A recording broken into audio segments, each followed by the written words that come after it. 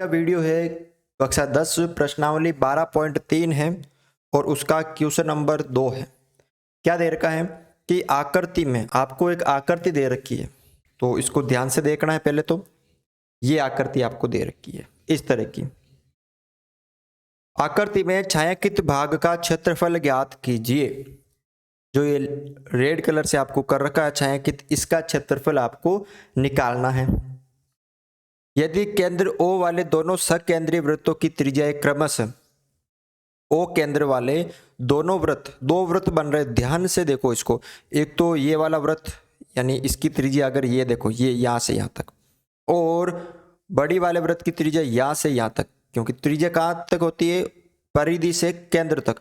तो इस वृत्त की परिधि से केंद्र तक ये त्रिज्या और इस वृत्त की बड़े वाले की परिधि से ये वाली। तो अतः कोण AOC ये है 40 डिग्री। तो आपको छायांकित भाग का क्षेत्रफल ज्ञात करना है। तो सबसे पहले ये बात है कि हम इसको कैसे कर सकते हैं। तो यहाँ पे अगर देखने पे पता चल रहा है कि हमारे पास कोण दे रखा है, ठीक है, और ये पूरी त्रिज्या की लंबाई कितनी है? बड़े वाले की 14 है। पूरे की जो लंबाई है वो कितनी है? 14। ये हमें दे रखी है, कितनी है? 14 सेंटीमीटर। तो हम त्रिज्य खंड का सूत्र जो है लगा के इसको सरल कर सकते हैं। यानी ये बड़ा त्रिज्य खंड हो रहा है, बड़े वृत्त का त्रिज्य खंड, उसमें से अगर हम ये छोटा वाला माइनस कर देते हैं, ध्यान से देखो कि पूरे बड़े त्रिज्य खंड में से हम ये छोटा त्रिज्य खंड, क्योंकि छोटे वाले में भी कोण 40 का होगा और त्रिज्या हमें दे रखी है कितनी? 7। तो बड़े त्रिज्य खंड में से छोटा त्रिज्य खंड माइनस कर देंगे तो पीछे यही तो बचेगा ना। बड़े में से छोटा माइनस कर देंगे तो पीछे यही बचेगा। यानी मान लेते हैं पूरे बड़े का आ गया 100 और इस छोटे का आ गया 50, तो 100 में से 50 माइनस कर देंगे तो इसी का तो क्षेत्रफल होगा ना। तो वही काम करना है कि हमें ये पहले बड़े का निकालना है, फिर छोटे का, फिर बड़े में से छोटा माइनस कर देना है। तो क्या क्या दे रखा है पहले वो लिख लेना है। तो देखो हमने यहाँ पे लिख लिया कि O केंद्र वाले दोनों सकेंद्रीय वृत्तों की त्रिज्या क्रमशः 7 सेंटीमीटर तथा 14 सेंटीमीटर है। बड़े वृत्त की त्रिज्या, बड़े वृत्त की त्रिज्या यानी है हमने R मानी। हमें करना क्या है कि बड़े त्रिज्य खंड में से छोटा माइनस करना है ना। तो बड़े वृत्त की त्रिज्या 14 हो गई, छोटे वृत्त की त्रिज्या यहाँ ये वाली, ये यहाँ से लेकर यहाँ तक 7 हो गई। थीटा जो है वो 40 डिग्री है, 40 डिग्री है, ठीक है। थीटा कितना है? 40 डिग्री है। तो हमें क्या करना है? छायांकित भाग का क्षेत्रफल निकालना है। छायांकित भाग का क्षेत्रफल हम क्या करेंगे? बड़े वृत्त के त्रिज्य खंड का क्षेत्रफल ज्ञात करेंगे और उसमें से छोटे वृत्त के त्रिज्य खंड का क्षेत्रफल हम माइनस कर देंगे। बड़े वृत्त का त्रिज्य खंड में से छोटे वृत्त के त्रिज्य खंड का माइनस कर देंगे। अब त्रिज्य खंड का जो होता है सूत्र वो क्या होता है वो आपको लिखना पड़ेगा।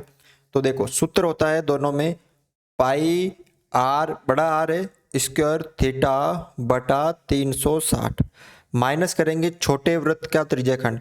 पाई R छोटा है तो छोटे त्रिज्या R स्क्वायर थीटा बटा 360। दोनों में थीटा कॉमन है, दोनों में पाई कॉमन है, दोनों में 360 कॉमन है। तो हम क्या करेंगे? पाई और थीटा बटा 360 ये कॉमन ले लेंगे और पीछे क्या रहेगा? यहाँ पे R स्क्वायर माइनस ये R स्क्वायर, यही रहेगा यहाँ पे, ठीक है ना। पाई हमने कॉमन ले लिया, थीटा हम दोनों में से कॉमन ले लिया और 360 हमने कॉमन ले लिया।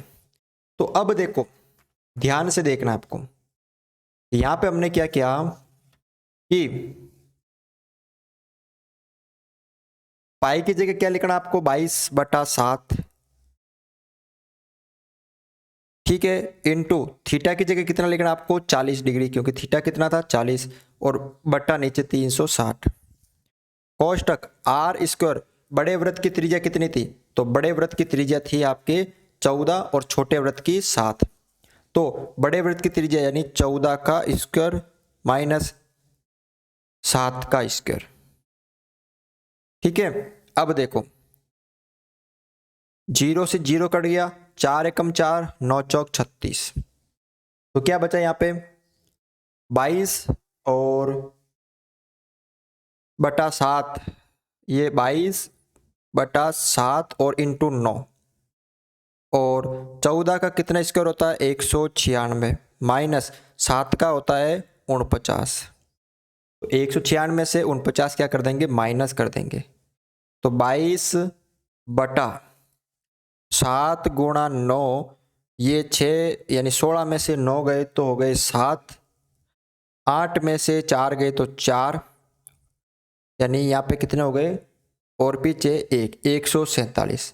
अब इसको 7 से काट दो, 7 एकम 7, 7 दूनी 14 और एक ये 7 एकम 7, 3 से काट दो, 3 तिया 9 और 7 तिया 21। तो कुल मिला के 22 गुणा 7 बटा 3।